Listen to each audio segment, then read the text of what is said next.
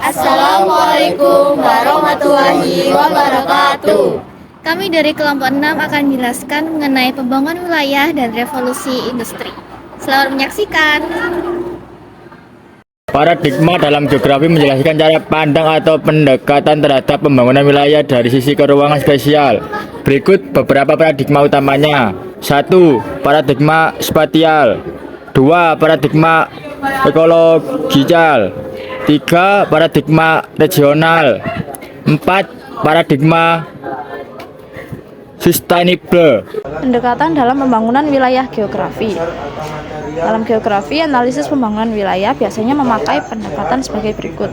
Pendekatan keruangan yang mengkaji persebaran fenomena di ruang atau wilayah, contohnya pola permukiman, lokasi industri, dan jaringan transportasi.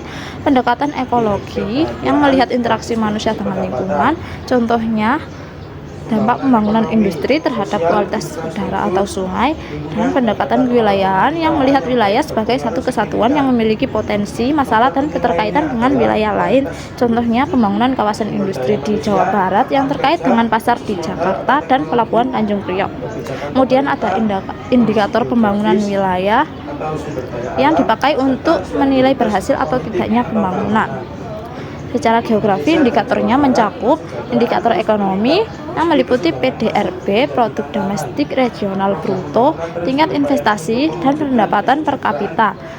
Kemudian ada indikator sosial yang meliputi indeks pembangunan manusia atau IPM yang terdiri dari pendidikan, kesehatan, standar hidup. Kemudian ada angka harapan hidup, dan yang terakhir tingkat pengangguran dan kemiskinan.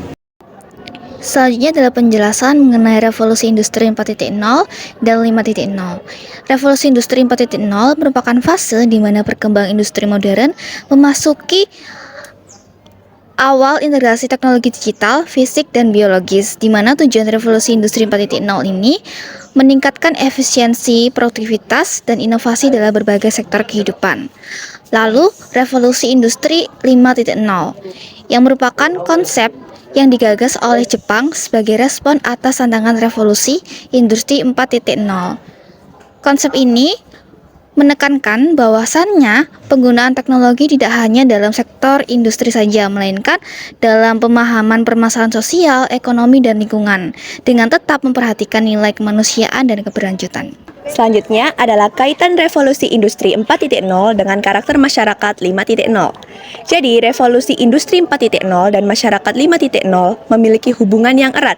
Revolusi industri 4.0 menyediakan teknologi dan inovasi digital yang menjadi fondasi bagi terwujudnya masyarakat 5.0.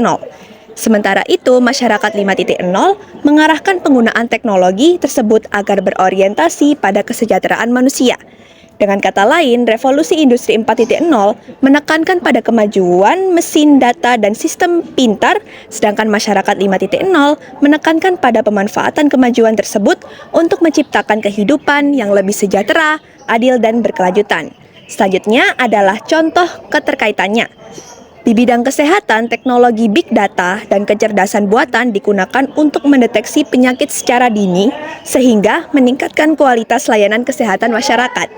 Di bidang transportasi, penggunaan kendaraan otonom dan sistem lalu lintas berbasis IoT mampu menciptakan mobilitas yang lebih aman dan efisien. Di bidang lingkungan, sensor cerdas digunakan untuk memantau kualitas udara dan energi terbarukan sehingga masyarakat dapat menjaga keseimbangan ekologinya.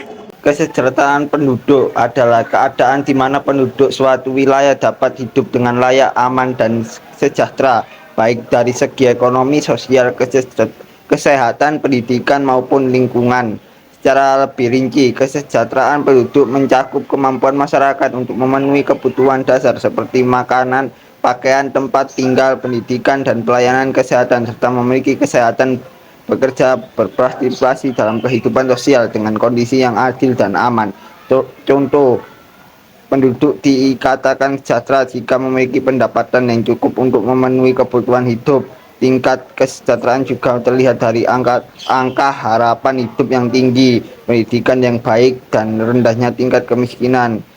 Indikator kesejahteraan penduduk antara lain: 1. Tingkat pendapatan per kapita. 2. Tingkat pendidikan. 3. Kesehatan masyarakat. 4. ketersediaan lapangan kerja. 5. Kondisi perumahan dan lingkungan. 6. Akses terbatas terhadap fasilitas umum. Selanjutnya ada pengaruh dari pembangunan wilayah dan revolusi industri.